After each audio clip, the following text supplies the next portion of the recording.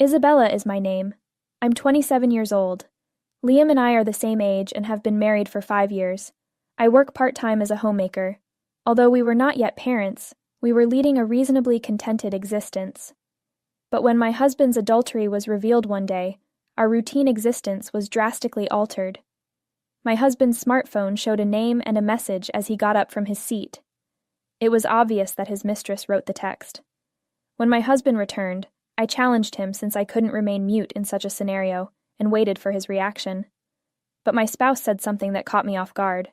Yes, I cheated. What now? Are you attempting to be bold? I'm not acting obstinately. I simply gave an honest response. What else were you expecting me to say? Did you really expect I would grovel and provide explanations? Without any regret, my spouse acknowledged infidelity and even started to tease me. It was quite haughty of you to try to question me. That's what I detest about you. I cheated because of this. What? You're the one who always says, do this, do that. That kind of lady is not someone I want to return home to. You see, you're already blaming me, which is why. I'm over it. In contrast to you, Chloe prioritizes me. She works as a nurse and is well paid. In addition, she expressed her desire to move in with my mother as soon as we are married in case my mother passes away. Oh, she's really considerate. Though she's 3 years your junior, she's a fantastic woman. Very dissimilar from you, who advised against sharing a home with my mother after our marriage. You are also unable to get along with my mother, even after moving in together. Do you believe that having you around me and my mother has any advantages? My mother-in-law was living alone till she lost her spouse at a young age. My spouse expressed his desire to live with her, citing concerns about her being by herself. But at the time, my mother-in-law was still in her late 40s. My spouse and I came to the conclusion that my mother-in-law would be better off living alone. My spouse said that was cold-blooded. We ultimately moved in with my mother-in-law. My mother-in-law expressed regret that we must cohabitate. My son informed me that you were unwilling to live with me. No, that's not the case. Make no excuses. You have never been someone I liked. Let's avoid getting in each other's way. It seems that my spouse spoke with his mother, and she had not been fond of me since we moved in together. My spouse stated, I made the wrong marriage. We wouldn't have experienced this much trouble if I had wed Chloe right away. What? That is accurate. You are unable to defeat Chloe at this time. Furthermore, you are a wife who will be childless for 5 years. You would have been taken back to your parents' house right away if it had been many decades earlier. That's what my spouse told me. I gave him the divorce documents I had prepared because I could stand it no longer. Let's get a divorce if that is what you are going to say. Being with you would be pointless if I had to listen to such things. Actually, I was aware of my husband's adultery earlier. Haha, you have it ready, my spouse remarked. Show me the original divorce decree if you intend to file for divorce. Don't mince words regarding my infidelity. Did you not realize I was being unfaithful? You were withholding the documents from me because you thought I would plead. Never will I do that. I'll sign this divorce document right now if you choose to get a divorce. After saying that, my spouse signed the divorce decree without thinking twice. Now don't hesitate, and submit this to the court right away. Next my husband's advice, I filed the divorce paperwork with the court the next day, and ultimately moved out of the house. But my ex-mom-in-law replied to me, You know, you're still around? My son's divorce, wasn't it? Are you expecting my son to cry and beg for you to stay with him? That makes no sense. Get out of here.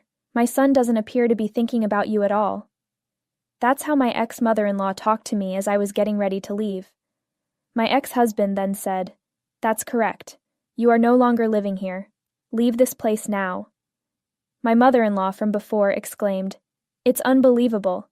If you get worked up about one solitary affair, you're not much of a wife. My mother's correct, my ex-husband stated. However, Chloe is not like this woman, so I'm excited for the next one. Yes, the next wife is a kind nurse who thinks of me, my ex-mother-in-law said. I'm relieved that you split up with her.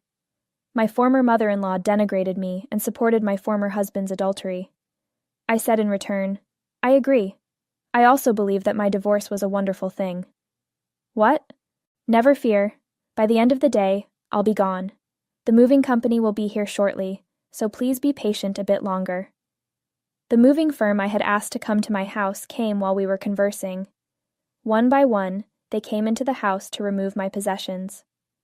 Now that my ex-mother-in-law is gone, I can finally breathe easy.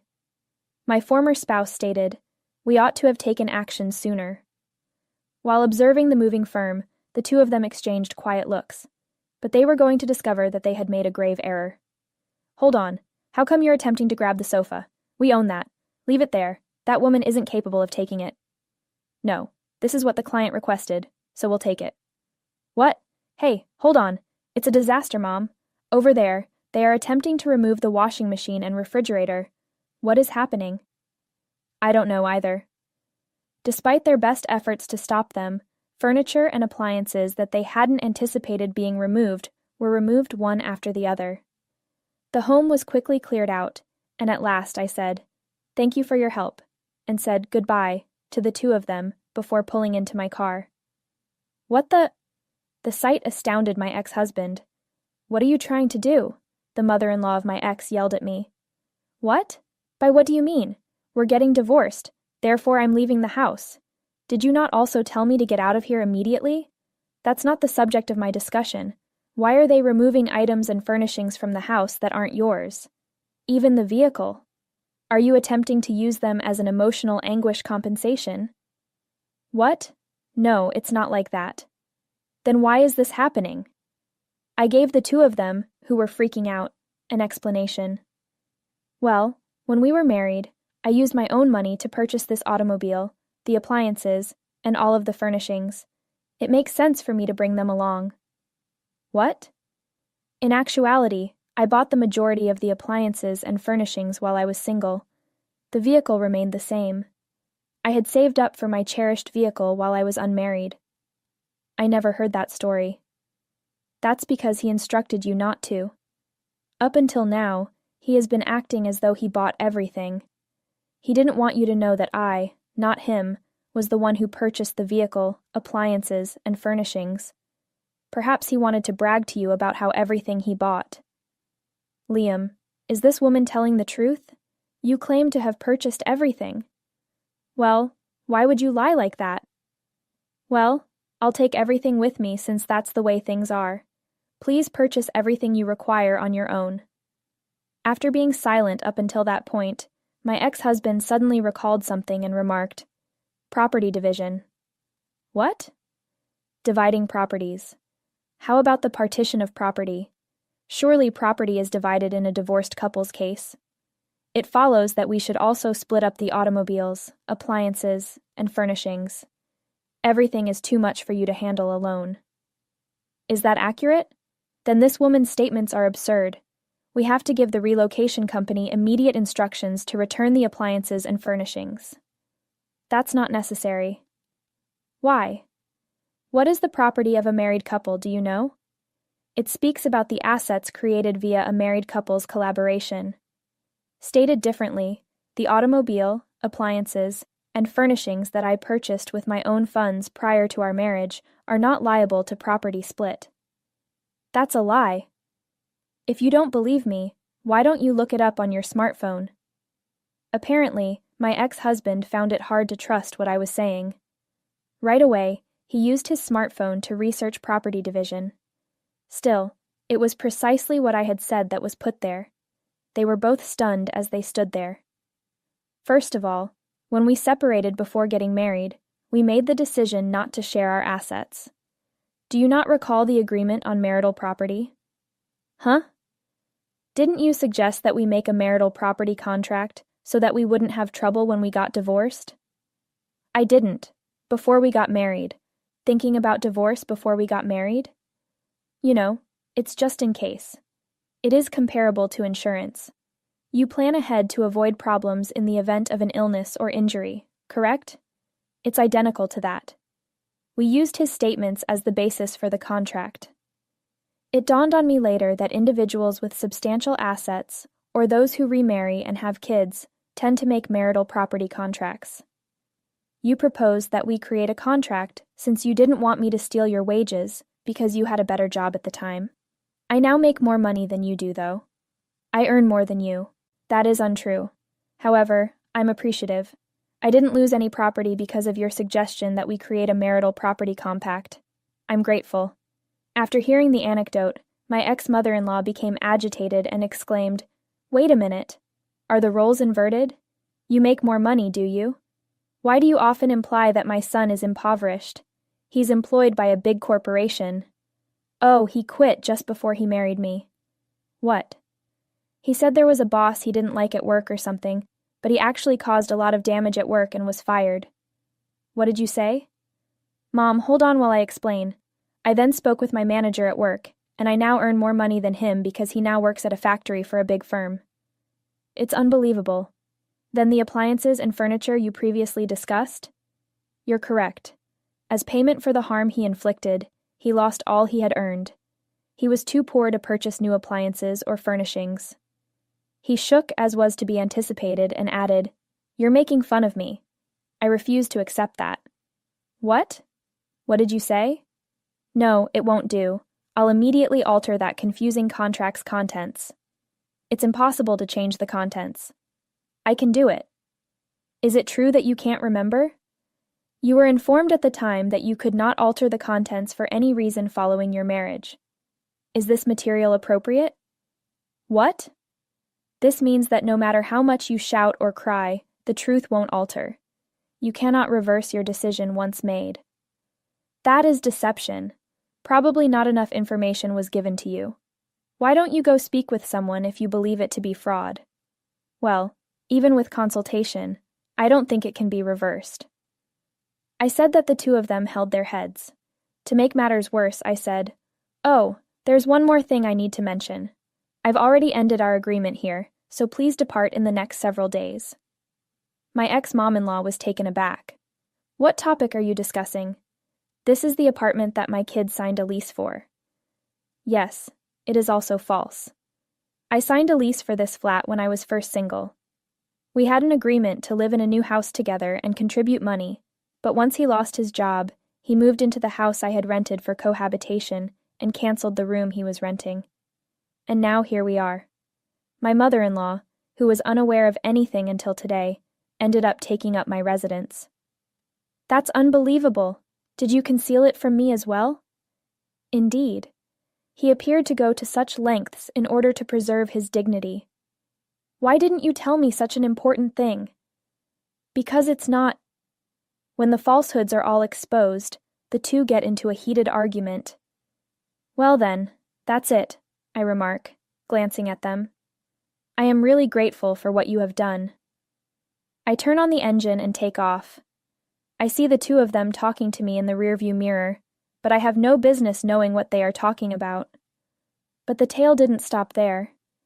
He contacted me a few hours after I left that residence, pleading for assistance.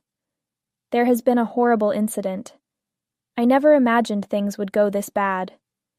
He spoke in a really frantic tone, but I understood why he reached out to me. "What? Did you discover that your girlfriend worked part-time instead of being a nurse? Or were you abandoned when your falsehoods were discovered?" "Why do you know that?" "I discovered more simply than I had anticipated since I looked into your girlfriend, because your adultery led to the divorce. You are being misled by your girlfriend." "What?" "In actuality, he called me and said, 'Never mind, we don't need her. Chloe is among us. We can reside in Chloe's house, but our plans will be a bit early. We can get by with just the two of us because she is a nurse. She also expressed a desire to tie the knot quickly, so I'm confident it will work out. Indeed, let us speak with that girl first." "Hello, this is me. Could I go over there right now? It's a little abrupt, but is that acceptable?" "What? Yes, but what's happening?" "I'm having a little trouble with my ex-wife, and I have to leave the house, so can my mother and I come over there?" After losing everything and finding nowhere to live, the two of them reportedly got in touch with the lady he was having an affair with right away. However, what are you discussing? Isn't that impossible?" What? However, you work as a nurse and have a comfortable home. Do you not have several rooms, in order for us to remain there? Let me be clear right away. I am not a nurse. My house is too tiny to house 2 people, and I work part-time. What? Were you dishonest with me? Why would you say something like that? I believed I needed to tell a falsehood in order to gain your attention. You work for a big corporation, therefore you wouldn't have paid attention to me if I had told you I was a part-time employee, would you? But still, my house is impossible because of this. Furthermore, you may rent a new home or stay at a hotel because you are employed by a large corporation, right? Your ex-wife's departure makes sense, but why are you moving out of the house? That is peculiar. Explain it from there if you're going to hold me responsible. Reluctantly, he disclosed that he was employed at a large company's factory, that his ex-wife had taken away all of the cars, furniture, and appliances, and that the house he shared with her had been terminated. She became enraged and said, "You're the one who lies more. A moment, please. How can I relax? We are no longer together. Choose someone else to rely on if you choose to. Farewell." Hold on. Hello, Chloe. That was the last time they heard from her. He had no one else to turn to, so he sought me for assistance. Please, could we just start over, Isabella? I am solely to blame. Come back to me. I'll take care of the household and listen to whatever you have to say from now on. My mother is also with me in this scenario, so it's not only me. If we are unable to locate a location, He had a really surprising change of heart when he realized he could only rely on me. Behind him, his mother said, "Isabella, I truly apologize. I had no idea how significant you were. I'll make amends with him, and together, let's resume our shared life. I'll also pitch in a little assistance around the house. Please accept our apology, and don't pout endlessly."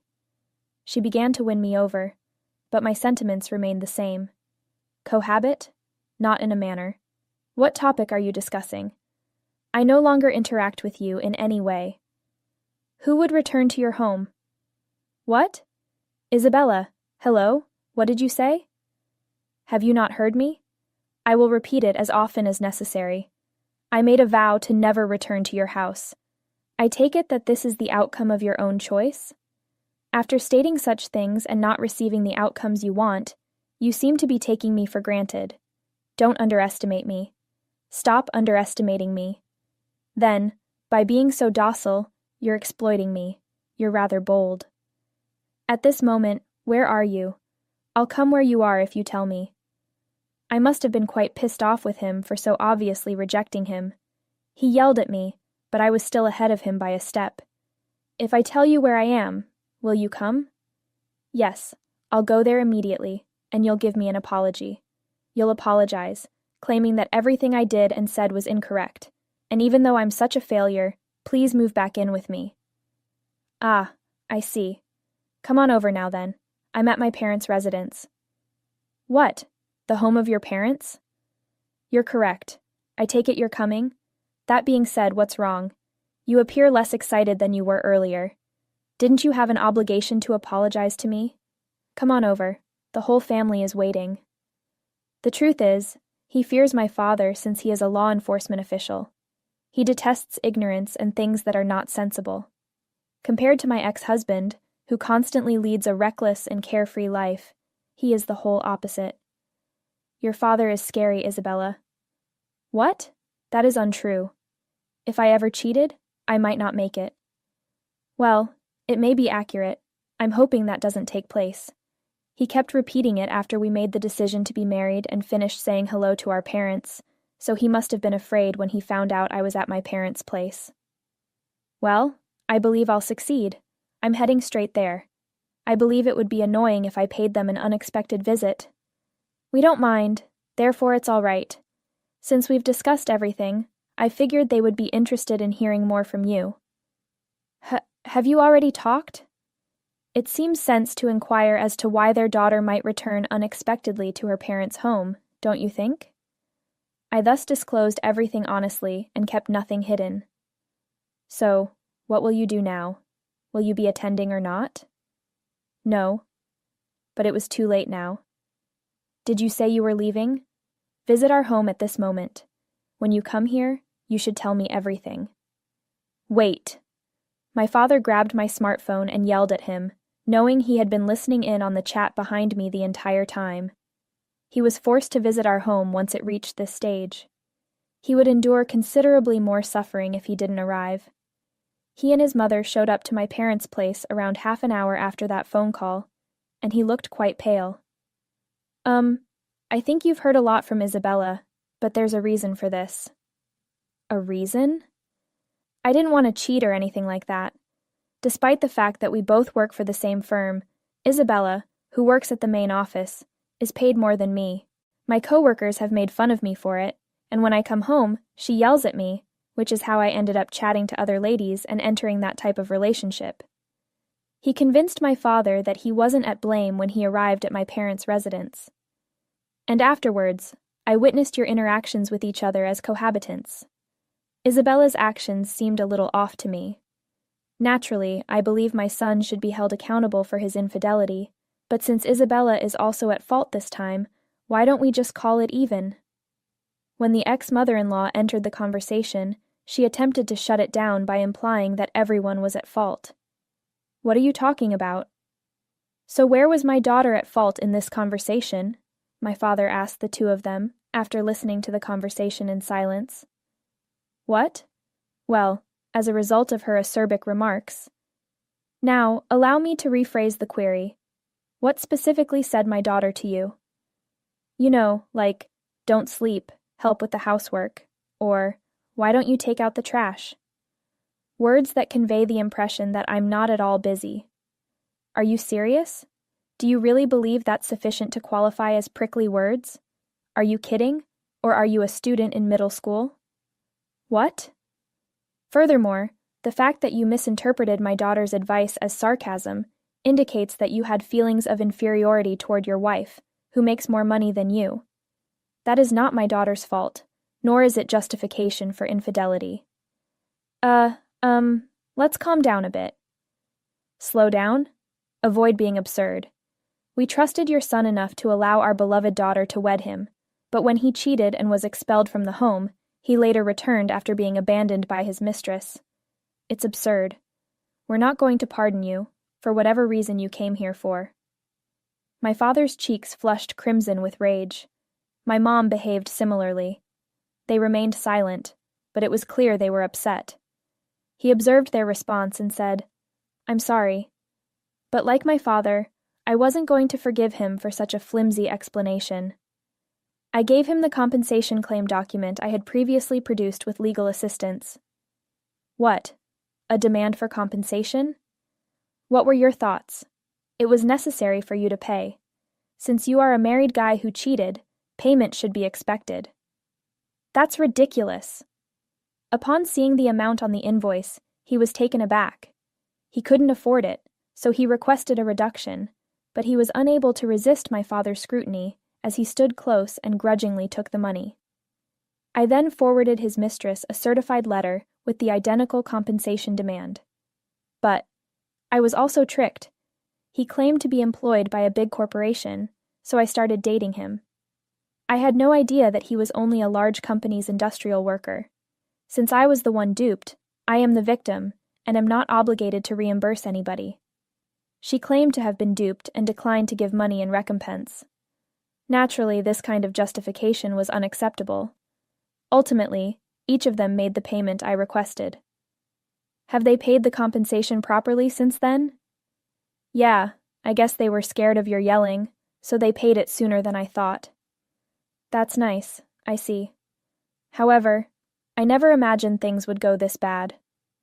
Neither am I. When we got married, I never imagined this would happen. Well, it certainly taught them two a lesson. What will those two do moving forward, by the way? You realize that they were evicted from the flat you were renting? Yes, it was something else I heard. The two of them wanted to rely on distant relatives since they had nowhere else to go after that. However, why are the two of you here? We have certain situations, but we can't disclose the specifics. Can we take a little break here? Since we are related, we need to support one another in times of need, right? Remain in this place? When we're in danger, let's help each other? Are you joking with me? You gave us a lot of grief, and now you say that? Actually, because of their past abuse and selfishness, these two had been estranged from their families. They were family, though, so they pushed their way in and begged for assistance. Naturally, the family ignored their plea and expelled them. Rumor has it that the two of them moved in together after renting a rundown flat. However, it's your fault that we ended up living like this. You are blaming me, but why? She fled because you mistreated and detested her. She departed for that reason. I'm not to fault. The direct cause was made by you. You're the worst since you were the one who cheated and fell for your mistress's scam. What? They became involved in the worst kind of relationship after placing blame on one another. Personally, I'm content with my existence by myself at my new rental home. I'm happy with the way things worked out in my life, even if it